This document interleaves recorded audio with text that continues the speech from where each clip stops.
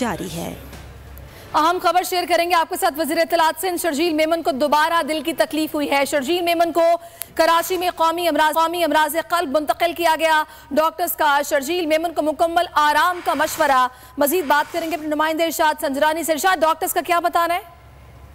बिल्कुल देखेंगे, वज़ीर शर्जील मेमन को जो है कौमी अमराज क्लब में नहीं बल्कि साउथ सिटी हॉस्पिटल है वहाँ पे मुंतकिल किया गया था। उन्हें शदीद जो है दिल की तकलीफ हुई थी। शर्जील मेमन को जो है मुंतकिल किया गया था। शर्जील मेमन को गुज़िश्ता रोज जो लाया गया था और गुज़िश्ता रात जो है वो उन्हें जो एडमिट रखा गया था और शर्जील मेमन को दोबारा तकलीफ के बाद मुंतकिल। चंद दिन कबल भी शर्जील मेमन को हैदराबाद में एंजियोप्लास्टी की गई थी और 4 स्टंट डाले गए थे और शर्जील मेमन को वज़ीर सिंध को डॉक्टर ने मुकम्मल आराम का मशवरा दिया है और कुछ देर के बाद जो जरा का कहना है कि साउथ सिटी हॉस्पिटल के जरा का कहना है कुछ देर के बाद जो है शर्जील मेमन को डॉक्टर जो है जो घर शिफ्ट करने का सही। बहुत शुक्रिया इरशाद संजरानी।